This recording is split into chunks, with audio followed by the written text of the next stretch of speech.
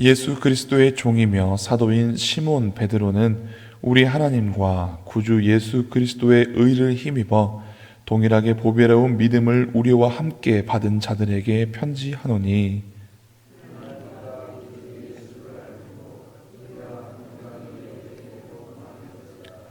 그의 신기한 능력으로 생명과 경건에 속한 모든 것을 우리에게 주셨으니 이는 자기의 영광과 덕으로서 우리를 부르신 이를 알므로 말미암느니라.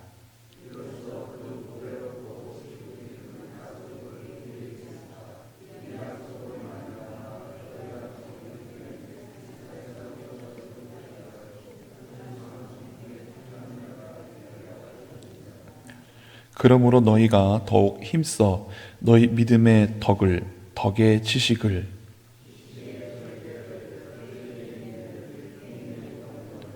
경건의 형제 우애를, 형제 우애의 사랑을 더하라.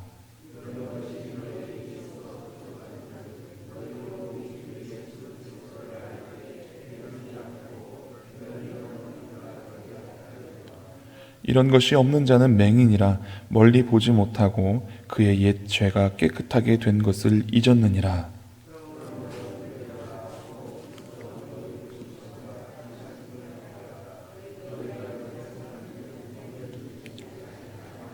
함께 읽겠습니다.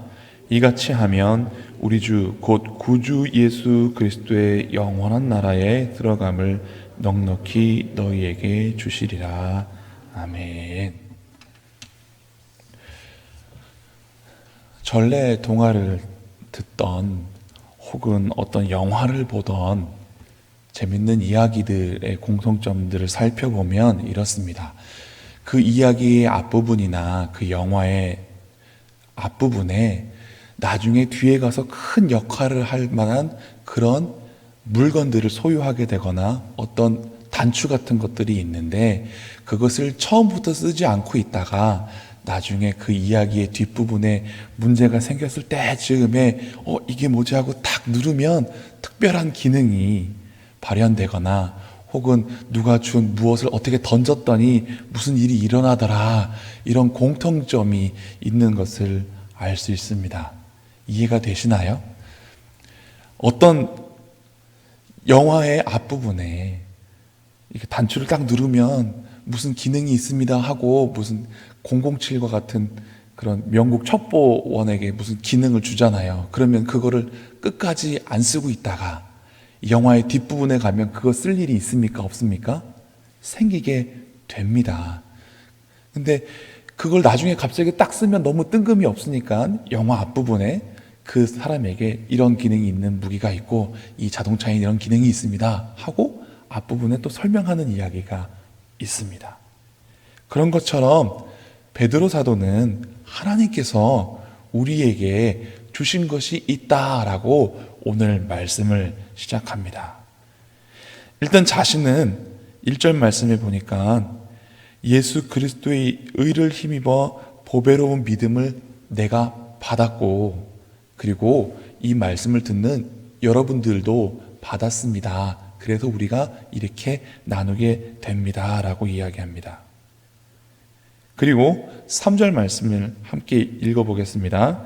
그의 신기한 능력으로 생명과 경건에 속한 모든 것을 우리에게 주셨으니 말씀하고 있습니다. 아멘입니다. 하나님이 생명과 경건에 속한 모든 것을 우리에게 주셨다라고 말씀합니다. 받으셨습니까?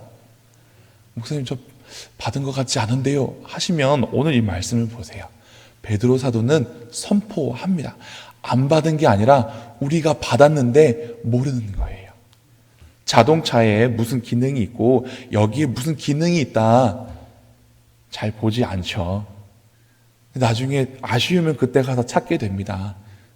그런 것처럼 베드로는 하나님께서 이미 우리에게 생명과 경건에 속한 모든 것을 주셨다라고 말씀하십니다. 베드로 사도는 하나님이 이미 우리에게 이것을 주셨다라는 것을 우리가 알기를 원합니다.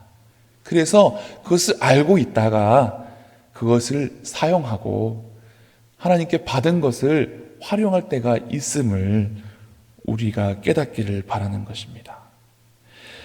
생명과 경건에 속한 모든 것만 주신 것이 아니라 4절 말씀에 보니 또 다른 것을 주셨습니다. 이로써 그 보배롭고 지극히 큰 약속을 우리에게 주사 말씀하십니다. 생명과 건강에 속한 모든 것을 우리에게 주셨고 또 보배롭고 지극히 큰 약속을 우리에게 주셨다라고 말씀하십니다. 우리는 받았습니다. 얼른 찾아보시기 바랍니다. 정말로 나에게 생명과 경건에 속한 모든 것이 있는가? 정말로 나에게 하나님께로부터 받은 보배롭고 지극히 큰 약속이 있는가? 이것들을 확인하는 것이 신앙인의 삶이고, 이것들이 정말 하나님께로부터 나에게 있는가 돌아보면서 이것들을 가지고 소유한 삶이 복된 삶인 것입니다. 그런데 이 보배롭고 지극히 큰 약속은 어떻게 능력이 발현되느냐? 이 보배롭고 지극히 큰 약속이 있으면 첫 번째, 정욕 때문에 세상에서 썩어질 것을 피하게 된다라고 말합니다. 썩어질 것을 피하게 된다. 여러분, 썩은 거 좋아하십니까? 저는 다른 거는 잘 할 수 있는데요. 분리수거도 잘 할 수 있는데요. 음식물 쓰레기 버리러 가는 게 좀 어렵습니다. 못하는 건 아닌데, 다른 거는 막 무거운 것도 잘 들고, 막 이것저것 다 분리수거할 때 잘 할 수 있겠는데, 음식물 쓰레기를 버리러 갈 때는 일부러 비닐 장갑을 2개를 낍니다. 양쪽에 다. 그리고 버리고, 비닐로 쌓은 건데도 그렇게 하고 또 깨끗이 싸서 버립니다. 그리고도 마음이 왠지 찝찝합니다. 눈에 보이는 썩은 것은 피하고 싶습니다. 싱크대 밑에 있는 이렇게 열어보면 무섭습니다. 화장실 물 빠지는데도 머리카락만 좀 건져내는데 그것도 좀 무섭습니다. 눈에 보이는 이런 썩어질 것들, 더러운 것들은 우리가 혐오스러운데, 영적인 썩어질 것들은 사실 잘 분별 못합니다. 근데 이것이 있으면, 이 보배롭고 지극히 큰 약속이 있으면 영적으로 더러운 것들이 잘 보이게 됩니다. 잘 보이면 잘 피할 수 있습니다. 이 보배롭고 지극히 큰 약속을 소유하신 여러분 되시길, 그리고 그 기능이 잘 발현되는 여러분이 되시기를 간절히 바랍니다. 영적으로 더럽고 썩어질 것 우리가 먼저 보고 피할 수만 있다면 하나님 앞에서 우리가 얼마나 더 거룩하고 아름다운 삶을 살 수 있겠습니까? 또한 이 지극히 보배롭고 큰 약속은 썩어질 것만 피하는 것이 아니라 신성한 성품에 참여하는 자가 되게 하는 능력이 있습니다. 그런 기능이 있습니다. 신성하다, 하나님의 성품에 참여하게 한다라는 것입니다. 사탄이 에덴 동산에서 처음에 사람들을 깨어낼 때 뭐라고 말했는지 아십니까? 이 선악과를 먹으면 너네가 눈이 밝아져서 하나님처럼 된다라고 사람을 유혹합니다. 먹으면 죽는 것이 아니라 그것을 먹으면 눈이 밝아지고 결국 하나님처럼 돼라고 유혹합니다. 이 말을 처음 들은 하와는 눈이 밝아지는 것에 초점이 맞아지는 것이 아니라 무엇을 듣고 마음이 움직였을까요? 하나님처럼 돼라는 말에 마음이 넘어가고 말았습니다. 그런데 베드로 후서는 다른 의미지만 우리가 이 지극히 큰 보배로운 약속을 받음으로 어떻게 된다고요? 우리의 성품이 하나님의 성품처럼 된다라고 말씀하십니다.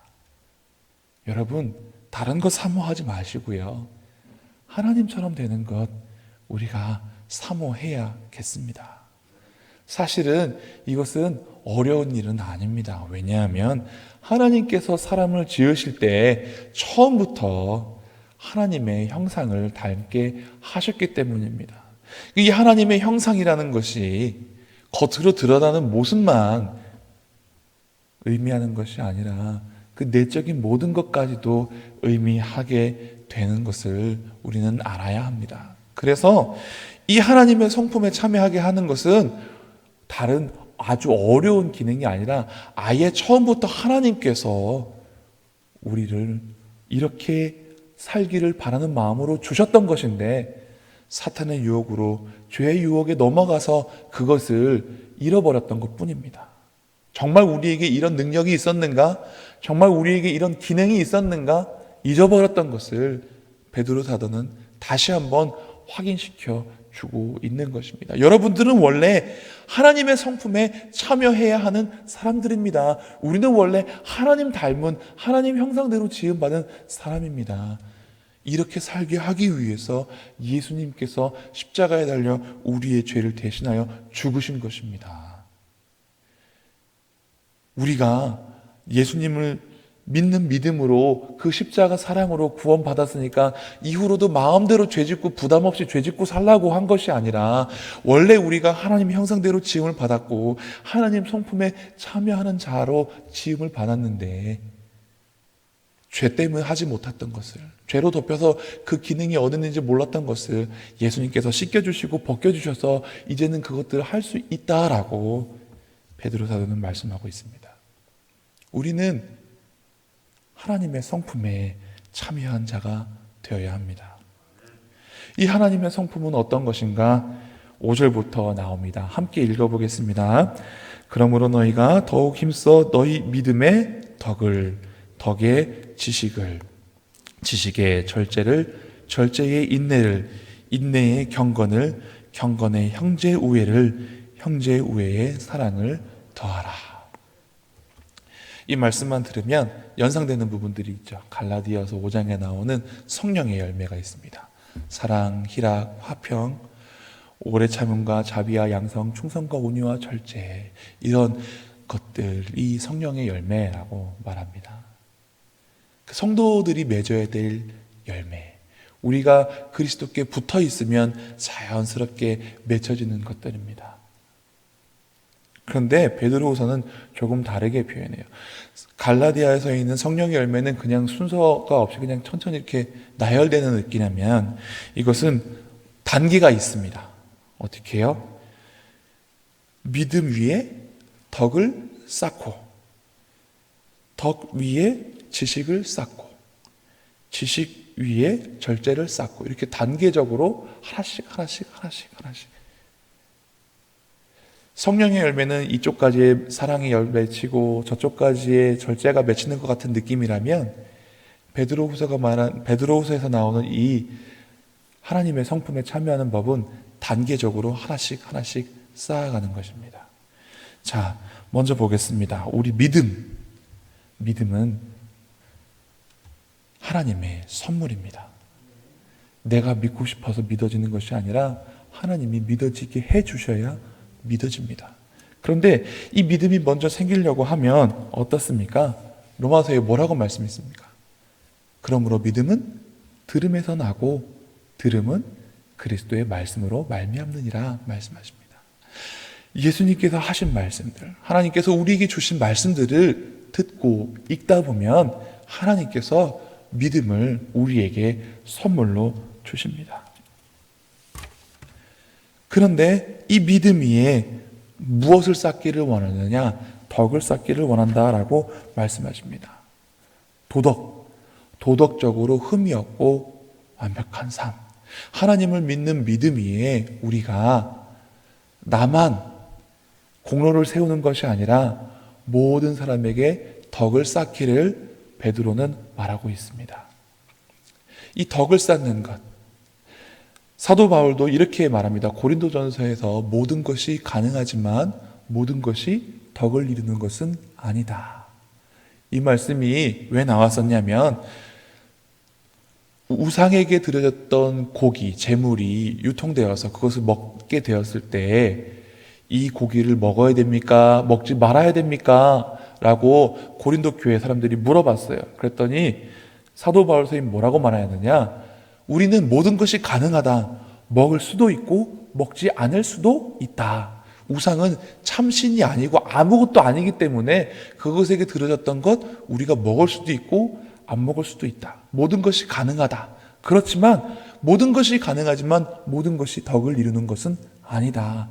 만약에 내가 그것을 먹어서 믿음이 연약한 자가 시험에 들 것 같으면 나는 안 먹을 거다. 이 기준이 무엇이냐?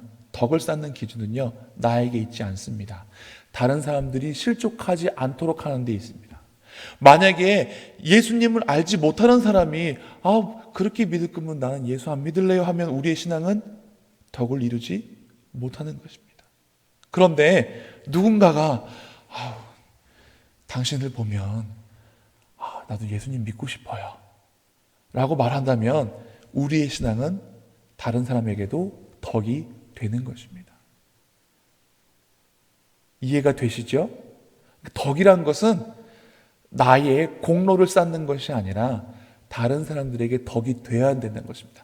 나의 믿음이 다른 사람의 시험거리가 되거나 나의 믿음이 다른 사람의 조롱거리가 되는 것이 아니라 나의 믿음이 다른 사람이 봐도 예수님 믿는 건 저렇게 믿어야 되는 거구나. 예수님 믿는 사람은 안 믿는 사람하고는 다른 거구나 하는 이야기를 듣는 것, 그것이 우리의 믿음 위에 덕을 쌓는 것입니다. 그리고 그 덕 위에 지식을 쌓아야 됩니다. 호세아 선지자가 뭐라고 말합니까? 이 백성이 지식이 없어서 망하는도다. 어떤 지식이요? 세상 지식이 아니라 하나님을 아는 지식이 없었기 때문에 망했다라고 말합니다. 이 지식은 하나님에 대한 지식입니다. 다른 지식이 아니에요. 우리가 믿음 위에 덕을 쌓고 그 덕 위에 지식을 쌓는데 덮어놓고 막 무작정 믿는 사람들이 있습니다. 이런 사람들은 그냥 그 모습이 열심히 모습 때문에 열정적인 모습 때문에 감동받아서 넘어가는 경우가 있는데요. 사실 이렇게 덮어놓고 믿고 하나님을 아는 지식이 없는 믿음은요, 이단들에게도 많이 나옵니다. 그 사람들은 덮어놓고 믿습니다. 덮어놓고 아멘합니다. 잘 알지 못하면서 그 신앙의 열정적인 모습에 훅 하고 넘어갑니다. 믿음은 이렇게 하나님을 아는 지식 위에 쌓아가야 합니다. 그래서 우리가 교회에서 성경 공부도 하고요, 이렇게 읽는 말씀들을 함께 나누고 또 이해하려고 알아가려고 노력하는 것입니다. 그 지식이 쌓이면 절제하게 됩니다.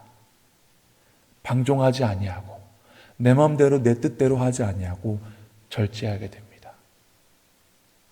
여러분, 신앙은 좀 절제스러워야 합니다. 제가 좀 잘 못하는 게 있습니다. 저는 좀 몸무게는 무거운데 사람이 좀 가볍습니다. 방방방방 뜹니다. 그렇죠? 좀 목사가 좀 점잖고 좀 무게 있고 좀 그런 모습을 보여야 되는데 제가 잘 못합니다.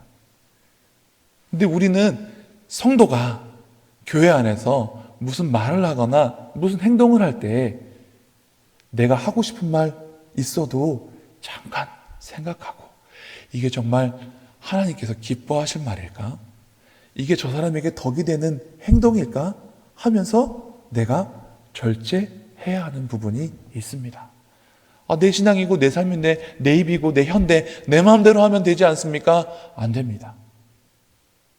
내 마음대로 사는 것이 아니라, 내 뜻대로 행하는 것이 아니라 하나님께서 원하시는 삶을 살고 그리스도 예수께서 기뻐하시는 말을 해야 하는 것입니다. 우리는 절제해야 됩니다.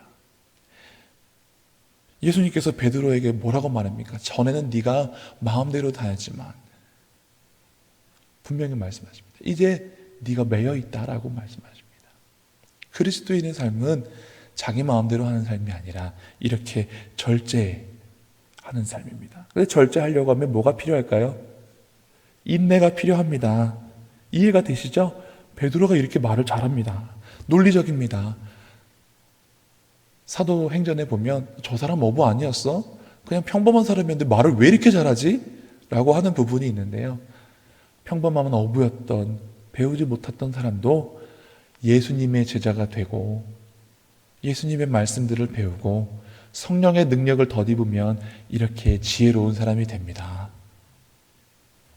절제하는 것 그냥 하는 게 아니라 인내가 필요합니다. 인내, 참아야 합니다. 절제는 그냥 이루어지는 것이 아니라 인내해야 됩니다. 뼈를 깎는 듯한 노력이 필요합니다. 그리고 그 인내로 경건을 쌓으라고 말씀하십니다. 경건은 하나님 닮은 것, 하나님을 존중히 여기는 것, 하나님을 공경하는 것으로부터 시작된다라고 말합니다. 그리고 그 위에 형제 우애를, 그리고 사랑을 더하라. 믿음으로 시작해서 사랑으로 끝을 맺습니다. 베드로전서에도 사도 베드로가 뭐라고 말합니까? 무엇보다 뜨겁게 서로 사랑할지니. 베드로는 사랑을 굉장히 강조해요. 왜요? 자기가 사랑받았어요. 시몬아, 네가 나를 사랑하느냐? 네가 나를 사랑하느냐? 네가 나를 사랑하느냐? 예수님 3번이나 물으셨어요.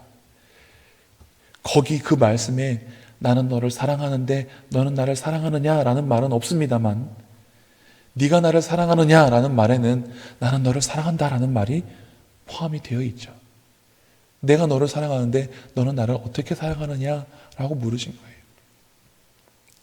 얼마 전까지만 해도 예수님 모른다라고 했던 베드로가 그 예수님이 다시 부활하셔서 나는 너 사랑하는데 너 나 사랑하냐? 라고 하는 이 사랑을 경험했습니다. 예수님이 사랑으로 자기의 허물을 덮어주신 것을 경험했습니다. 그래서 이렇게 베드로가 사랑을 이야기하는 사람이 되지 않았나라는 생각을 해봅니다. 그럼 형제의 우애와 사랑이 무엇이 다른가? 형제의 우애는요, 여기서 특별히 형제라고 하면 믿음 안에서 한 형제 자매된 사람들을 말합니다.